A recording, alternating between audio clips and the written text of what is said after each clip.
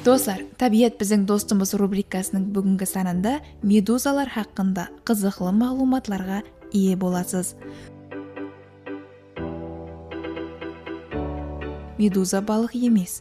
Оның денесі дерлік судан құралған. Соның үшін жүдә жұмсақ һәм ашық болады. Медуза міслі аспандағы тынық шар ямаса теңіз ішінде жүзіп жүрген реңлі бөлекше сияқлы көрінеді. Медузалар жүзу үшін балықлар сияқлы күшлі сүйек һәм бұлшық етлерге ие емес. Олар тек арынан су ағымына еріп әрекетленеді.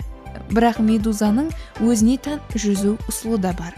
Ол денесін қысып ашып, әсте ақырын алдыға жылжиды. Су тәрізде ол теңіз ішінде әсте ақырын жүзеді.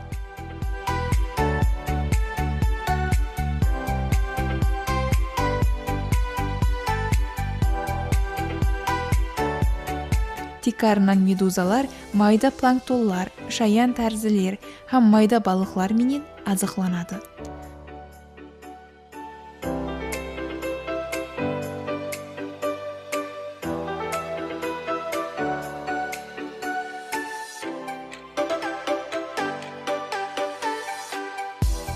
Достар, білесіз бе, һәмме медузаларда бірдей емес. Айрымлары бүткілдей зиянсыз болып, адамларға ұлума қауіп тудырмайды. Бірақ айрым түрлері бар, олар адамның терісіне тиюі менен күшлі ауру қалдырады. Сол себеплі теңізде шомылғанда медузалардан ұзақ тұру керек.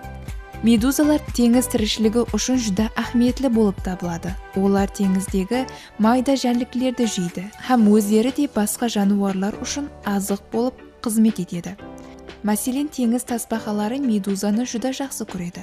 Сондай-ақ ілімпазлар медузаларды үйреніп, табиғаттың әйемгі сырларын да біліп алады. Себебі олар миллион жыллардан берлі бар.